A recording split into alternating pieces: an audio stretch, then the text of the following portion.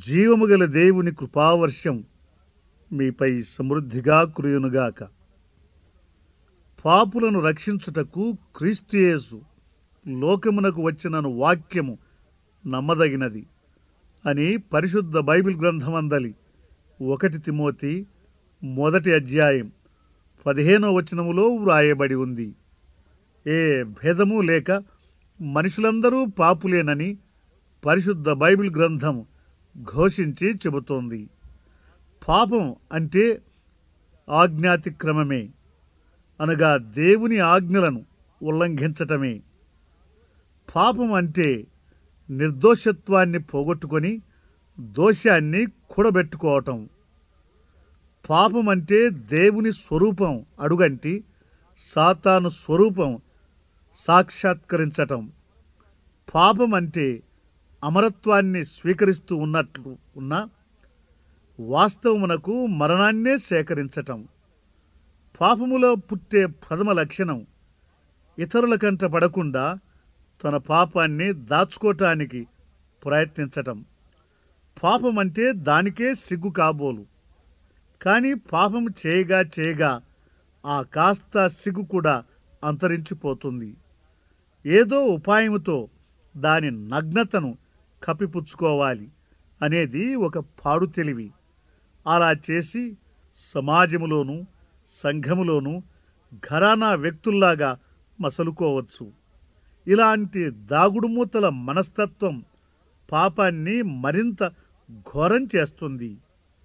పాపానికి వచ్చు జీతం మరణం అని వ్రాయబడిన ప్రకారం పాపము చేసిన ప్రతివాడు మరణించవలసిందే. ఆ తరువాత నిత్య నరకాగ్ని శిక్షను పొందవలసి ఉన్నాడు. కానీ పాపులను రక్షించుటకై ప్రభువైన యేసుక్రీస్తు ఈ లోకమునకు నరుడుగా వచ్చాడు. ఒక పాపి రక్షింపబడాలి అంటే తన పాపములు క్షమించబడాలి. తన పాపములు క్షమించబడాలి అంటే దేవుని సన్నిధిలో వాటిని ఒప్పుకోవాలి.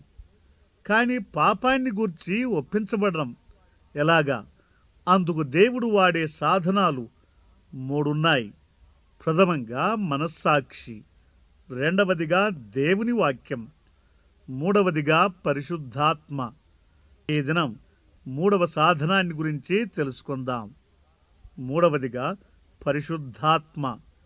పరిశుద్ధాత్మ పాపిని తన పాపాన్ని గూర్చి ఒప్పింపచేస్తాడు.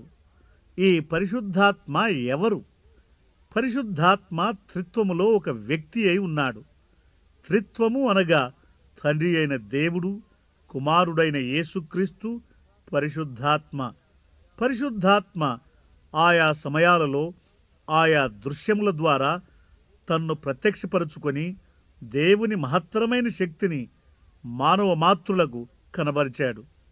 మానవుల రక్షణార్థమై ప్రభువైన యేసుక్రీస్తు శిలువలో మరణించి సమాధి చేయబడి తిరిగి 3వ నాడు పునరుత్థాన ప్రభావశాలి అయి సమాధి నుండి లేచి ఆ తరువాత పరలోకమునకు ఆరోహణమగు సమయాన పరిశుద్ధాత్మ మీ మీదికి వచ్చినప్పుడు మీరు శక్తి నొందెదరు అని తన శిష్యులకు సెలవిచ్చాడు.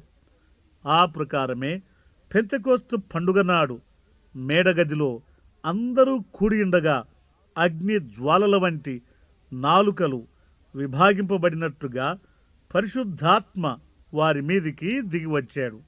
అనగా ఆనాడు పరిశుద్ధాత్మ అగ్నివలే మరియు గాలివలే తన్ను ప్రత్యక్షపరుచుకున్నాడు.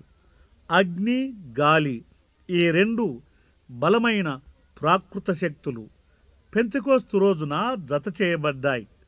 అగ్ని నుండి అగ్ని ఉద్భవిల్లుతుంది. అనగా అగ్ని మాత్రమే అగ్నిని పుట్టించగలదు. ఇంధనములు తగలగానే అగ్ని రాజుకుంటుంది. కొలిమిలో నుండి వచ్చే నిప్పురవ్వ గాలి సహాయముతో ఒక్క పట్టణమునంతా దహించి వేయగలదు. ఒక్క క్రొవ్వొత్తితో 1000 ఇంటిని వెలిగించవచ్చు. పెంతెకోస్తు నాడు మేడగదిలో కూర్చొనియున్న శిష్యులపై అగ్ని రూపాన పరిశుద్ధాత్మ వచ్చి వారిని రగిలించాడు. వారు మండుచున్న కొలిమిలాగా మారిపోయారు. వారి హృదయ వేదికల నుండి నిప్పు రవ్వలు పైకి లేచాయి. దానికి తోడు పరిశుద్ధాత్మగాలి వీచింది. దాంతో ఆ నిప్పు కణములు మేడగదిని నింపివేశాయి. అగ్ని, గాలి ఈ రెండింటి ప్రభావము చేత మేడగదిలోని వాతావరణం అమోఘంగా శక్తిభరితమై ఉంది. అప్పుడు ఆత్మావేశముతో అగ్నివలే మండుచున్న పేతురు లేచి అధికారముతో దేవుని శక్తిగల మాటల్ని అక్కడ గుంపు కూడి ఉన్న వారికి బోధించాడు. పేతురు ఆనాడు చేసిన ప్రసంగం పేతురు తలలో ఉత్పన్నమైన ప్రసంగం కాదు. తలలో ఉత్పన్నమైన ప్రసంగం తలవరకే చేరుతుంది. కానీ హృదయములో ఉత్పన్నమైన ప్రసంగం హృదయాన్ని సూటిగా తాకుతుంది.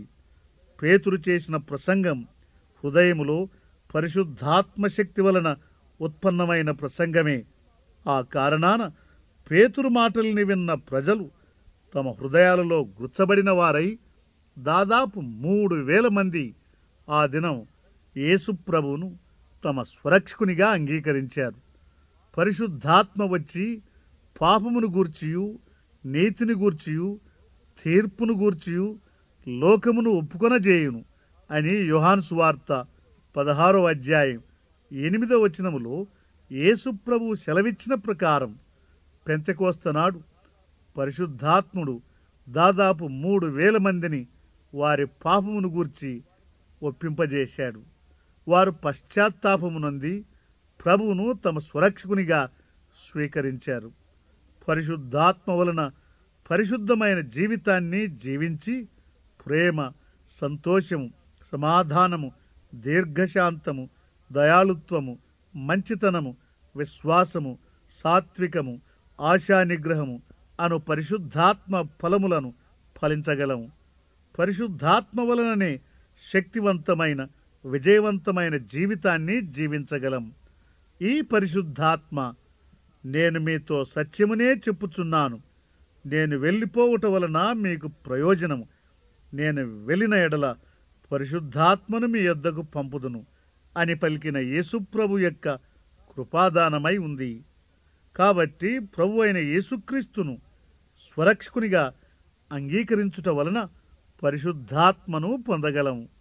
కానీ పరిశుద్ధాత్మను పొందక పూర్వం ప్రియమైన స్నేహితుడా, సోదరి, పాప పశ్చాత్తాపము పొంది ప్రభు అయిన యేసుక్రీస్తును మీ రక్షకునిగా స్వీకరించుట అవసరమై ఉంది.